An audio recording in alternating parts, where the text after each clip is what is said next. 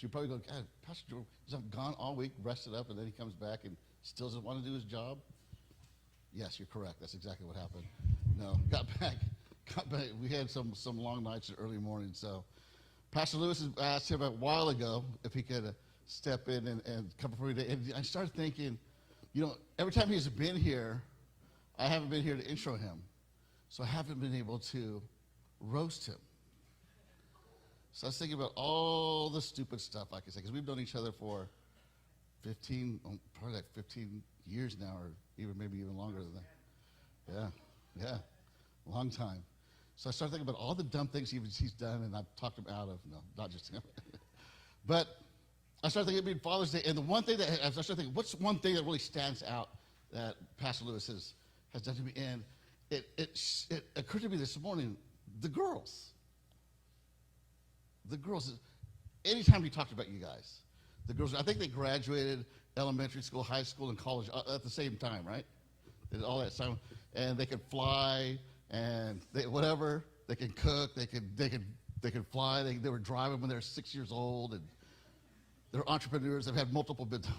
No, but that was it for them. I think this is why I was hoping Greg was going to be here. The only questionable decision I've seen out of either one of them was when Stephanie married Greg. That was only it. But just how much he loves his girls. It was always, almost every time we went to his office we kind of worked together at a church we used to go to, was, hey, do you know what my girls are doing? The girls are doing this. The girls are doing this. Always bragging on the girls. Never once, even when he was mad at you guys, could I think of him saying really anything negative about you. And just I thought on Father's Day it'd be good for you guys to hear that your dad he really loves you, and he talks you up. I don't know how much of it's true, but no, I've been around. A lot of it's most of it's true. Like 50% of it's true. No, more than that's true.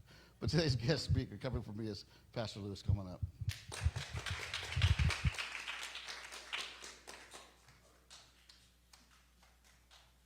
morning.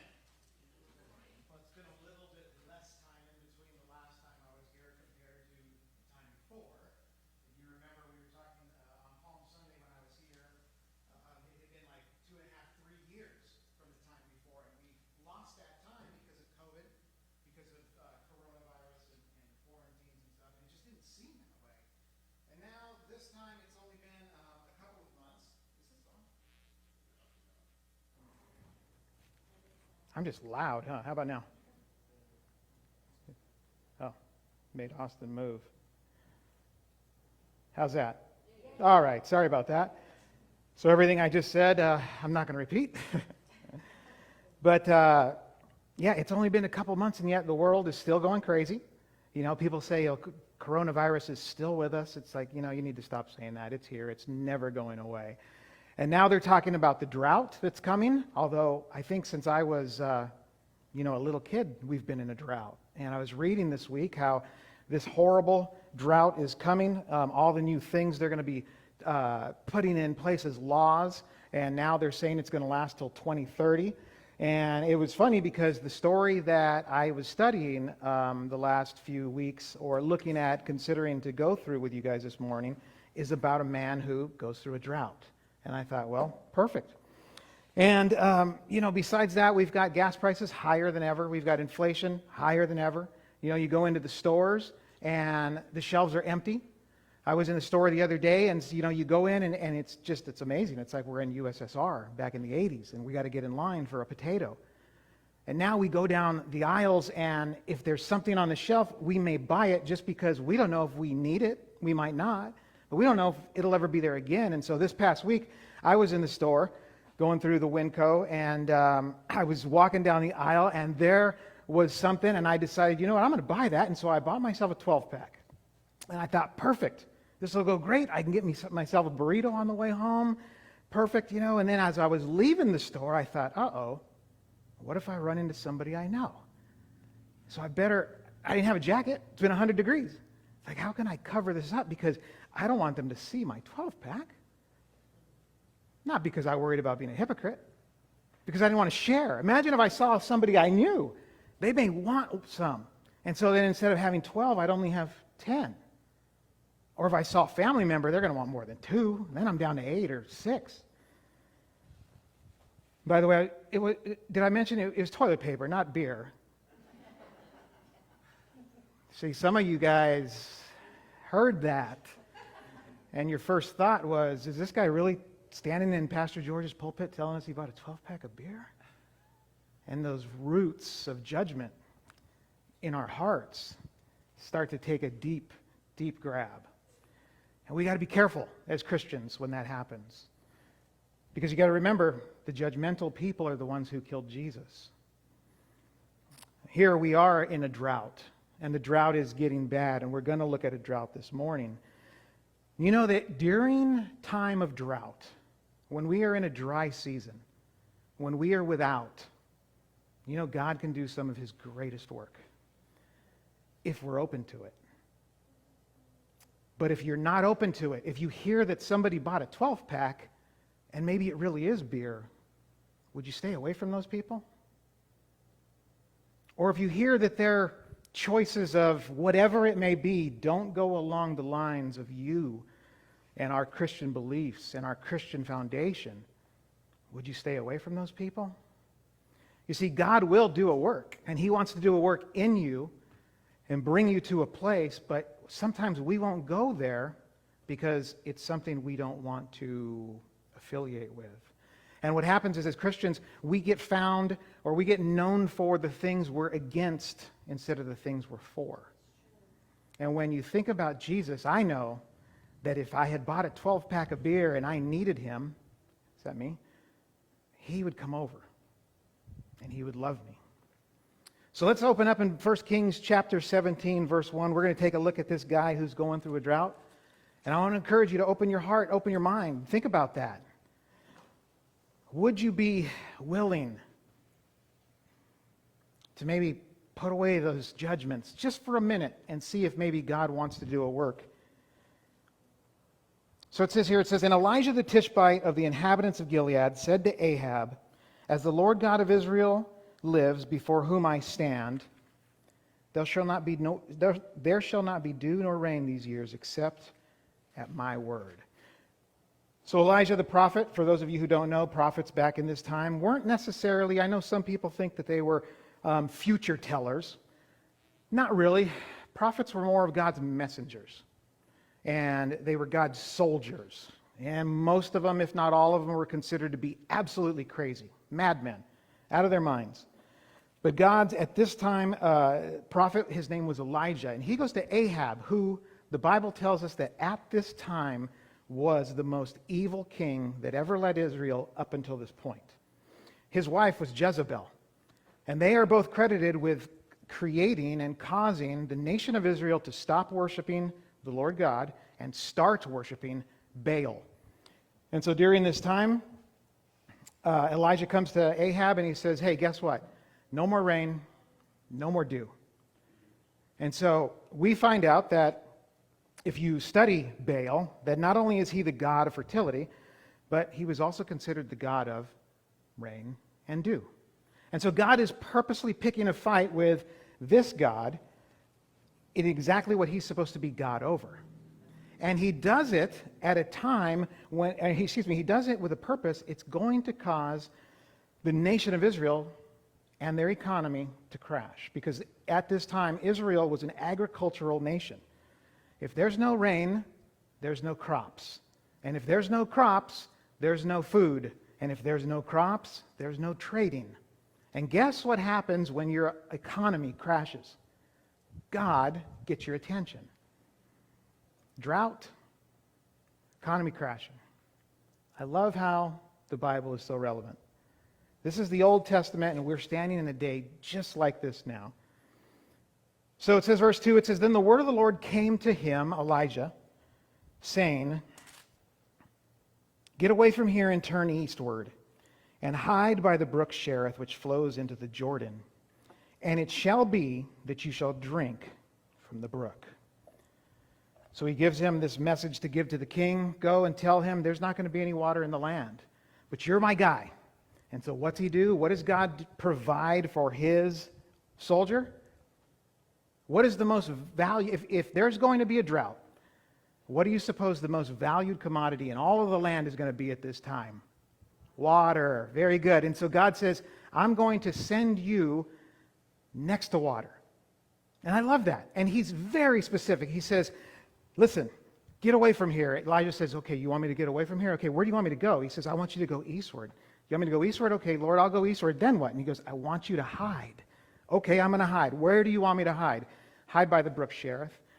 Okay, I'll go hide by the brook Cherith. But Lord, that brook, it's a pretty big brook. So, where? He says, I want you to go to the brook Cherith where it flows into the mouth of the Jordan River.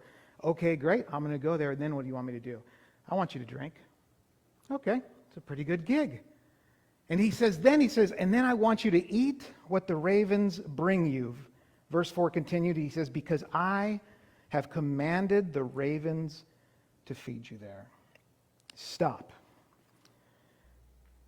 Ravens were considered unclean animals. And they are. Ravens are nasty. You ever seen a raven? It's like a big crow. Crows have a 40-inch wingspan. Ravens have a 70-inch wingspan. Crows have that pointy little nose, and ravens got that big, chunky beak. And they got the beady little eyes and the tattered feather. I mean, they're just nasty animals. If I was Elijah at this time, I'd probably be bargaining with God. Hey, Lord, come on, a raven?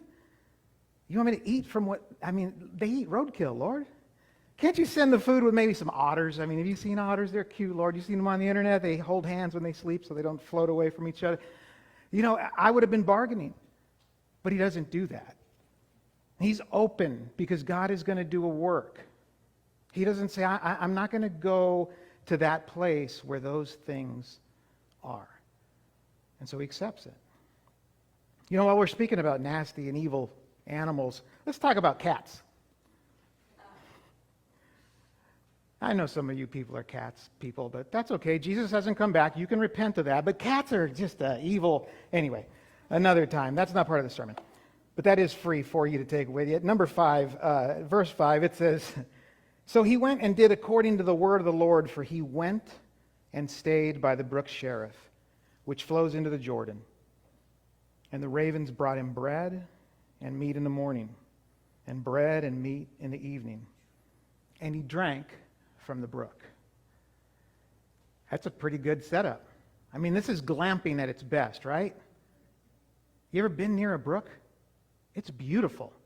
Trace and I went for a walk the other day, and we found ourselves down near the Santa Ana River. Now, I'm not sure if you guys know what that is. We're from Riverside. But you get underneath Van Buren Boulevard in Riverside, and the Santa Ana River, which is a nasty river, comes through there. And you look around, and there's stuff on the ground that you just don't, I wouldn't even say what it is from up here, but there's syringes, and there's graffiti, and the homeless go down there and camp out, and all of their trash is there, and all of their waste is there, and it's just disgusting. But you look at the Santa Ana River where it comes through there, and a little bit of elevation loss, and a little bit of rocks, and it's just beautiful. And I can't imagine. Here's Elijah. There's people everywhere in Israel that are just dying. There's a drought. There's no water. People are dropping dead, and he is out there near this brook just being fed. The birds are bringing him food in the morning. The birds are bringing him food in the evening. He's got enough water. It's just a great time. He's out there camping with some beautiful views. And then one day, I'm sure he came out of his tent or whatever it is he was staying in, and he noticed the brook, and he was like, gosh, wasn't the brook kind of closer to my campground yesterday? I mean, I could dip a toe. He saw that what? I don't know. Maybe it's just me. Maybe the wind blew my tent back. Anyway, and so then he comes out the next day. And the brook is, again, it's smaller. And there's less water. And he's like, oh, that's okay. I'm here because God told me to come here. And so it was a pretty specific will. I mean, he told me to go get away. He told me to go east. He told me to get by the brook. He told me to go right where the Jordan is. He told me to hide, and then he told me to drink. That's pretty specific, so I'm good. God's going to take care of me. Goes to sleep, gets up the next morning. He's all, oh, there's not very much water. I mean, there's probably enough for today. But if something doesn't happen, verse 7, and it happened after a while that the brook dried up because there had been no rain in the land. He ran out. He probably had an issue with God, too. I would. God, you sent me out to this place. You sent me away from my home, and I'm here because you told me to come here. You know your servant needs water, and now there's none. You know, we all run out. There are things we run out of. It might not be a brook of water, but there are things we run out of. We run out of hope. We run out of peace. We run out of joy. We run out of patience. And we say to God, God, I'm here because you told me to come here. And now I ran out. In verse 8, it says, then the word of the Lord came to him. By the way, you know, I know the story, and so I know that God's going to give him an escape right now. But if it was me, I would have expected God, I would have hoped for God to give me a little bit of a heads up. Hey, you know, the water's going to run out, but don't worry, I got you covered. But, you know, if God does that, we don't necessarily listen when we have a life rope. Sometimes God has to take us to a place where it runs out for us to listen, and we get desperate. Sometimes God has to take us to a place where he says, listen, by the way, your sustenance isn't the brook. Your sustenance is me. Elijah had to know that the brook wasn't what was giving him life. God was giving him the brook. Verse 8 says, the word of the Lord came to him saying, arise, go to Zarephath, which belongs to Sidon, and dwell there. See, I have commanded a widow there to provide for you. Now, there's two things wrong with this verse. Number one, in this day, widows were considered to be poor. If I was going to leave someplace where I had need, I don't want to get rescued by, Elon Musk or somebody with cool things. I'd be like, oh, Lord, the widow? Can't you send me somewhere where they got like motorcycles and boats and stuff? But he sends him his widow. But the other thing that we need to see here is he sends him to Zarephath. Zarephath was a pagan city. It's believed that Zarephath was the place where Baal worship began. Lord, you mean to send me to Jerusalem, right, God? I mean, they got the temple there. I'm going to go to Jerusalem, okay? He doesn't say that. Zarephath, God? You want me to go? Lord, do we hang out with those people? Christian, if you've ever said, those people, you need to understand you're one of those people to somebody else. I'm thankful that God never gave up on those people. Excuse me. Because I know back October 19th, 1990, I was one of those people. But he wasn't afraid. He wasn't afraid to minister to me. He wasn't afraid to send me guys. He wasn't afraid to allow me to go to the place that I didn't want to go to, but it was the place that he saved me. And I know that, we'll move on. Verse 10. So he arose and he went. He just does what God tells him. He goes to Zarephath, and when he came to the gate of the city, indeed, a widow was there gathering sticks. Isn't that cool? God tells him, hey, go to this city. There's going to be a widow there. And he goes, and sure enough, there she is. And he called to her, and he said, hey, please bring me a little water in a cup that I may drink. And as she was going to get it, typical guy, he says, hey, and while you're going, could you give me a morsel of bread in your hand too? We do that, right, guys, to our wives? Hey, honey, since you're up, could you grab me just a Coke or something? And I mean, heck, while you're up, you might as well just go ahead and fix me that chicken marsala too. I know it takes 3 hours, but hey, you're up. So, and that's what he does here. He says, hey, give me a little water. Give me a little bread. Not a big ask. Not a big request.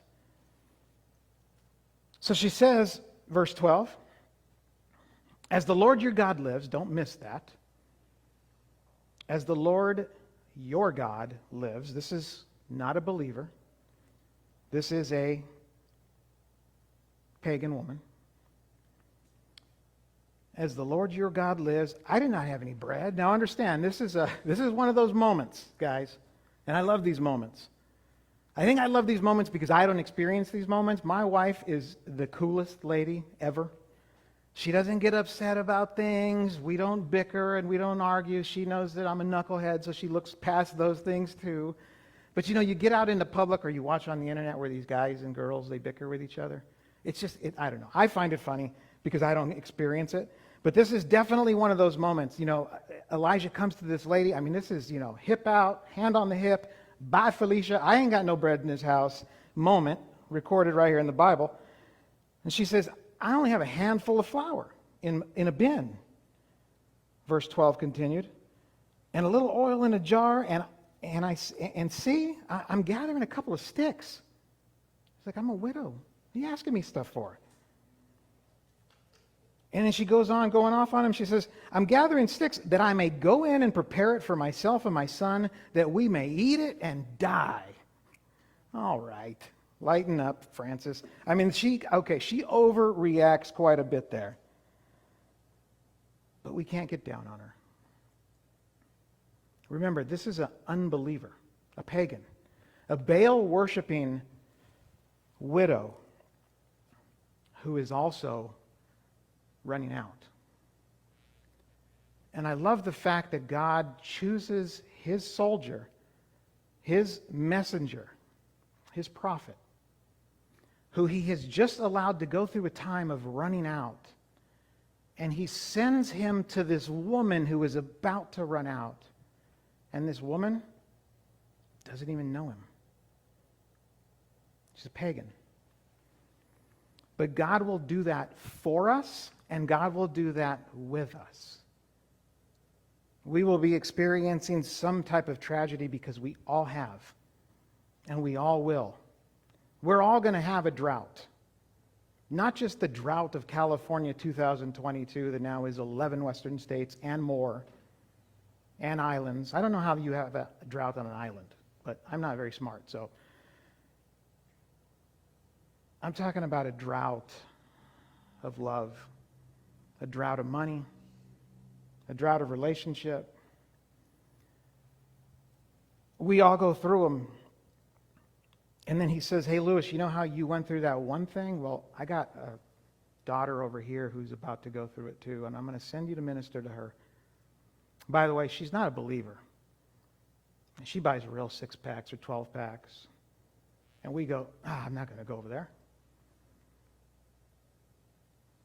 Or he says, hey, George, I know you lost your parent.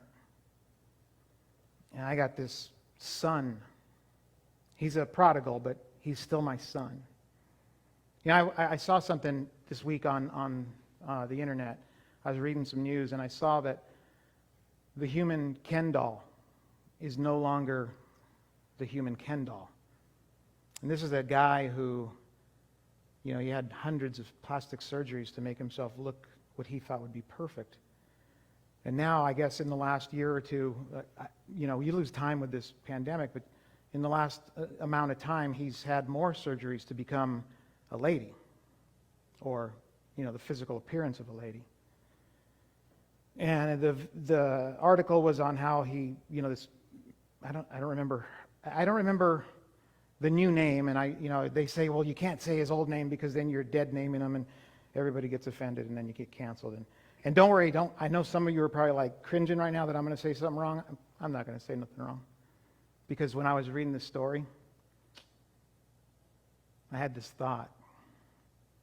You know who else got beat and crucified and died and rose again for him or her? Jesus. And there's still time. And so he says, God says, hey, I have this son, and he's a prodigal, and he's over here, George. And I need you to go with him. But before you go, I just want to let you know, he's got a different sexual preference than you. What do you do, Christian? Do you go, I'm not going over there with those people. I don't like those people. Let's see what Elijah did. So Elijah says to her, verse 13, do not fear. Go and do as you have said. That's it. He says, hey, don't be afraid. Just go do a little baking. He doesn't say, hey, how's that Baal thing working out for you, pagan? He doesn't say, you're nothing but a filthy sinner. I don't care what you have or don't have. You've made these choices. You need Jesus. Jesus, take the wheel. Let go. Let God. God is your co-pilot. All the things, right? All the bumper stickers. None of that. He just says, hey, you know what? Don't be afraid. We have an unclean bird.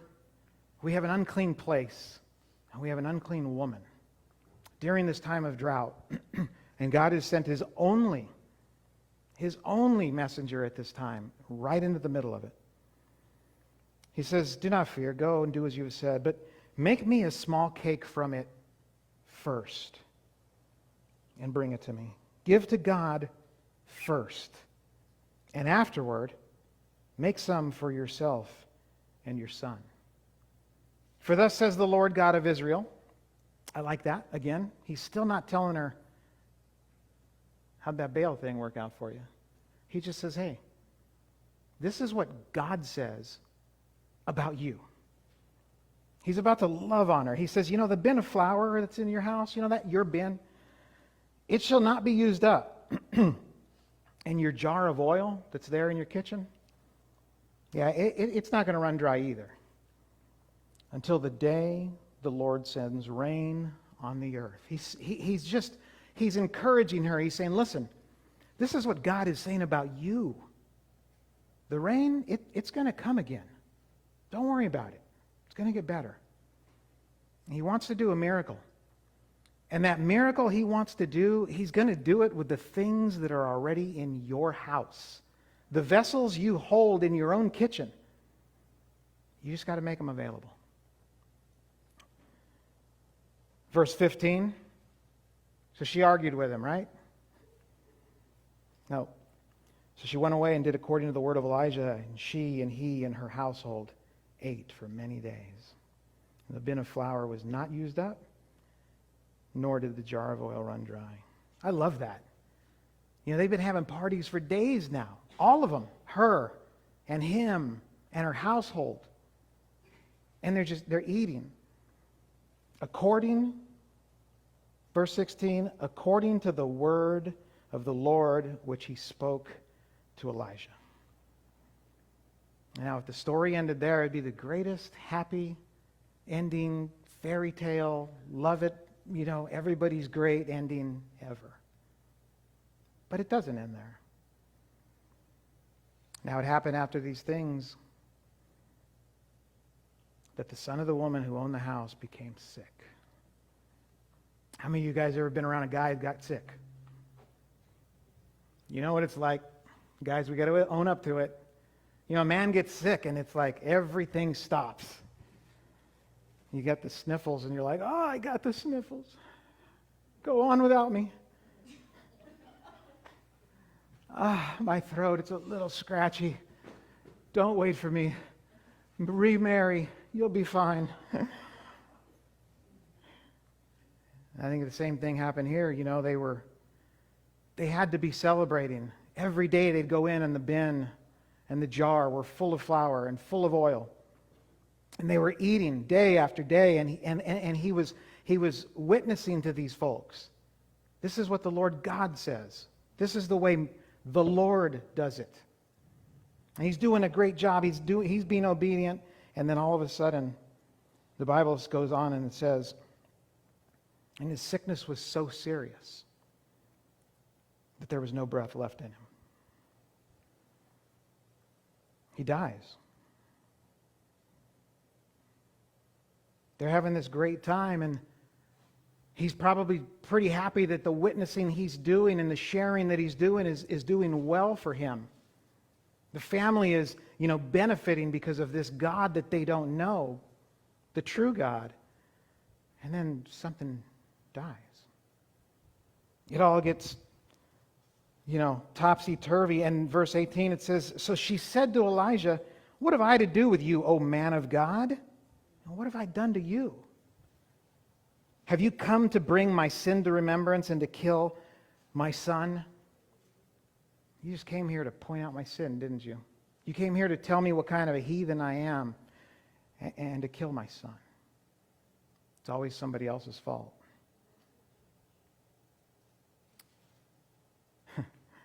I think it's funny how we do go there with God, though. It's like, "Lord, this is because of that thing I did in high school, isn't it, God?" And God's like, "Lewis, you're 51. That's kind of past." And you're like, "Oh, gosh, Lord, you're not blessing me right now because of that, that time I was in my 20s down in Cabo." And God's like, "I don't even know what you're talking about." God doesn't work that way. Our sins that we've asked for forgiveness for, they're forgotten. And God doesn't work that way with her either. But her son has died. We all, as I said earlier, we've all experienced tragedy. We've all gone through something that has died. Our peace is gone. Our joy, it died a long time ago for some of us. A relationship. Some folks that I know have lost children. Many of us have lost our parents.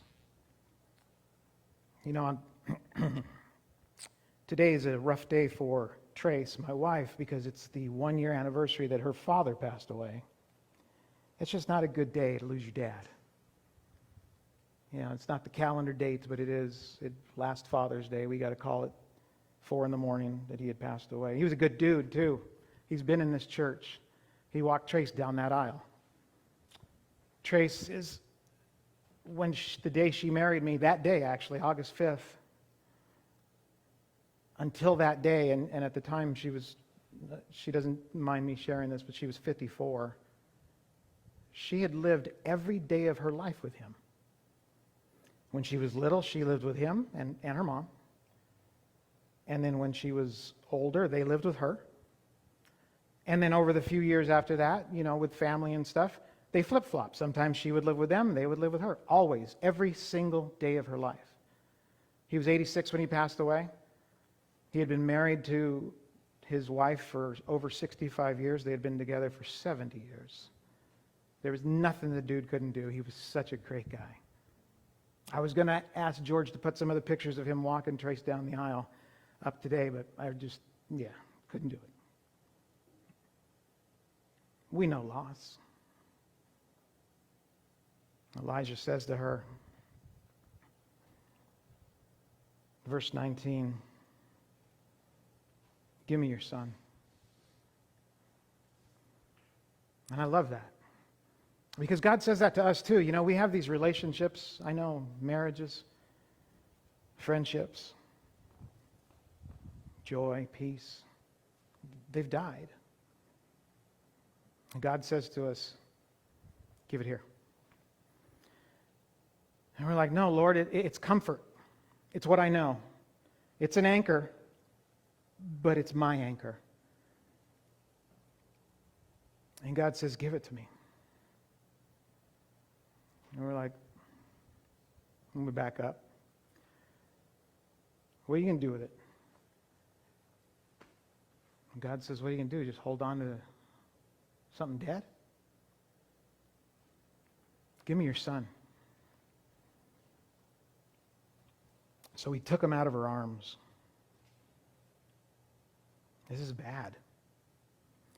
This is bad because, again, we have an unclean bird and we have an unclean place and we have an unclean woman.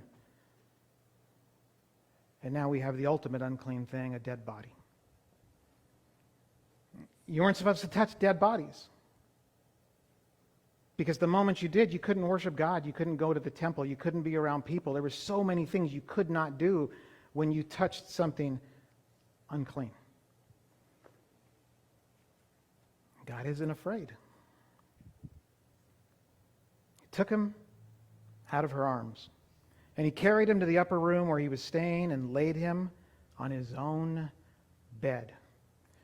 I think this is just a picture of God saying, listen, you're unclean, but I'm not afraid. I'm not afraid to take you in my arms, you and everything unclean about you, and I'm going to take you to that upper room.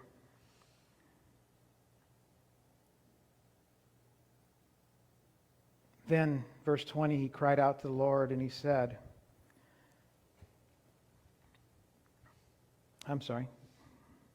Yes, O Lord my God, have you also brought tragedy on the widow with whom I lodge by killing her son? Seriously, God? Everything was going so great. He stretched himself out on the child 3 times. He takes him up to his bed. He lays him down. He cries out to God, and then things get a little awkward. I'm not going to, come on. But the Bible writes the truth. The Bible writes exactly what happened.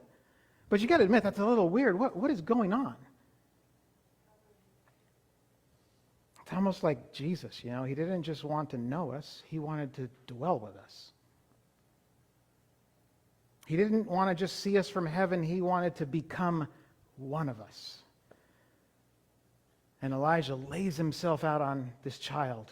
Still, I know, it's weird. We went to the mortuary hall or mortuary home down the road and we saw this happening. We'd be like, we're calling the cops on you, man. But he does it. He cries out to the Lord, and then he asks for something that's never happened before in all of biblical history. And it's during a drought. It's during a dry season.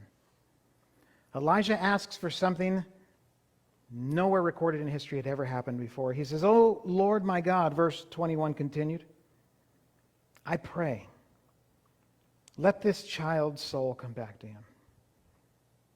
He's asking for the boy to be resurrected.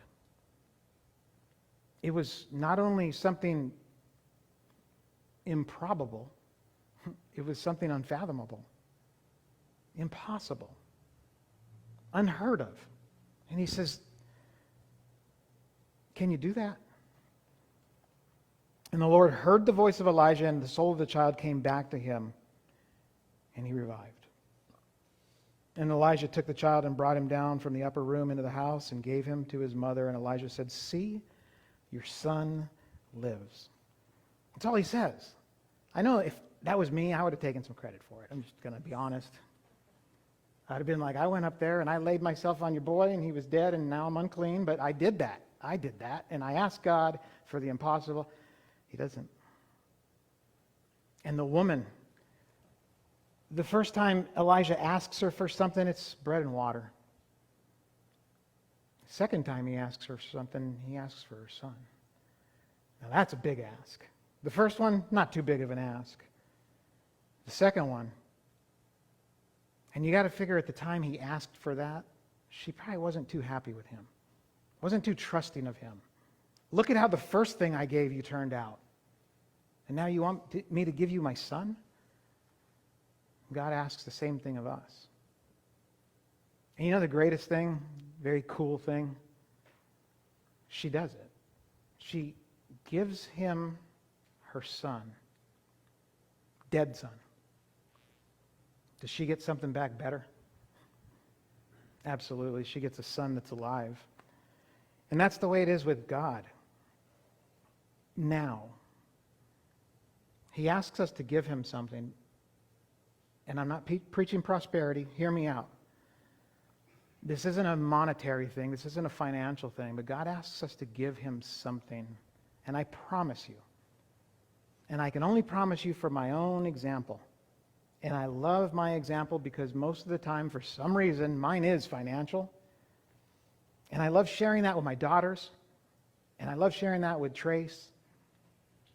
And it's not a test to God, but it's just I sit back and I tell them, just watch, it'll be fun. And it's such an amazing thing. You give to God, and he gives you back better. And he gives you back more. It might not be something you want. Okay, Lord, I'll give you this sin of mine if I can have a Corvette or whatever it is. It doesn't work like that. But you give them that sin, and all of a sudden you become alive. All of a sudden there's something in your life that is much better. And sometimes you get there and that thing is so better, but remember, brooks run dry. Doesn't mean you're out of the will of God. Be faithful. He's still going to bring you through it. And then the woman, verse 24. Then the woman said to Elijah, "Now by this I know that you are a man of God, and that the word of the Lord in your mouth is the truth." I'm glad they threw that verse in there, because I know for a fact, as I said earlier, knowing Trace and getting to know Trace, it's been an amazing thing. As I said, we've been married now 3 years. We got married in this church. Coming August will be 3 years. And my girls have seen a change in me because she's such an amazing person. It makes me want to be an amazing person. And so I feel like that verse there was for her and the people here that are like her. Trace is absolutely, this is a funny story. She hates me telling it, because I think then people look at her weird, but no matter where we go, people stop her and tell her she's beautiful. And it's like, gosh, if you knew her inside, you would forget, I don't forget about her outside, but you would forget about her outside. I mean, she's just an amazing person. I've never met anybody, I've never heard, because I've known Trace for 15 or 16 years now, and she works with a friend of mine, and I've never heard that there's been someone who meets Trace and they don't like her. She's just awesome. She's great. She's your biggest cheerleader. If she met the human Barbie, the human Ken guy, she would encourage him and be his cheerleader to do good things, to whatever. Again, I'm not going to get in trouble. If he told her that he wanted to learn how to fly, that'd be dangerous, though, because she would say, you're going to fly. You'd be the best flyer in the world. Go for it. And then, But that's just Trace. And there are people like that. Earlier I said the bickering is funny to me because I don't go through it anymore. We were talking this morning about that very thing, and I remember it's just crazy. There's dumb things I do, and usually I'm like, oh, here it comes. I'm gonna, and it doesn't happen. There was one time I asked her, hey, can I share this story with the church, because it's one of my favorite stories to tell about Trace, and I guess because it was innocent, although now I look back and go, that was pretty mean. But there was a time, Trace is a little bit older than I am. We're different by 6 years. 2 weeks out of the year, we're 7 years apart, and I remind her of that every day for those 2 weeks. And then on the last day, I go, okay, I'll talk to you about this in a year. But, I like to tease her about it, and we all do, and it doesn't bother her because she's just amazing. But there was a day I asked her, hey, were potato chips invented when you were little? Now, her face changed, and I thought, oh, I really am going to get yelled at. And then she just simply said, I'm only 6 years older than you. But I don't know, I'm just stupid. But anyway, I meant it because I didn't know. I should have just Googled it. Anyway, she didn't get mad. There's people that have gotten mad. It's a funny story if I tell you the whole story. But anyway, some of you still laughed. But there are people here, and I don't mean this as a swipe because I do mean it about Trace.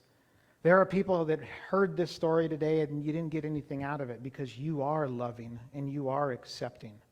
You know how to go through a drought. You know how to minister to others. The hardest part of your day is just straightening your halo when you get up in the morning. And like I said, that's not a swipe because I live with it and I see it. Last week, I dealt with kidney stones. First time ever. Let me see a show of hands. How many of you ever passed a kidney stone? Just me, you, 3 people. The rest of you, please do some research on the internet. See what causes kidney stones and do the opposite. I'm not kidding you. It was the worst experience of my life. I know that men are babies when we get sick, but this little tiny piece of, it looked like dandruff, debilitated me for a week. Oh, yes. It was spiky. It looked like the bat wing, and I called Pastor George 3 times, I think, and said, man, if I can't get rid of this, man, I might not be able to be there Sunday. I mean, I was on the ground, and because it's not a muscle or a nerve, you can't move in a position to feel better. And during my last attack, it had been, these attacks come, it was 5 hours. They were always 5 hours for some reason. One was 4.5 hours.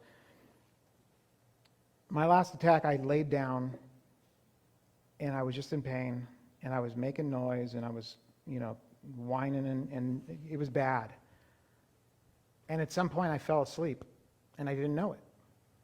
And I woke up, and on the floor next to me, next to the bed, was Trace on her knees with her eyes closed and her hands on me.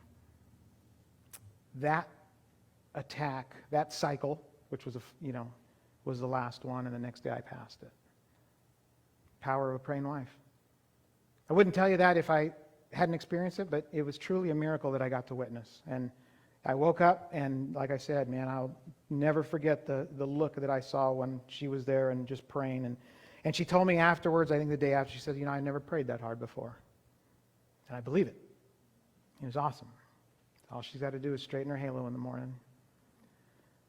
That last verse, the woman says to Elijah, hey, because of the things that have happened, I know that the words that come out of your mouth are the truth.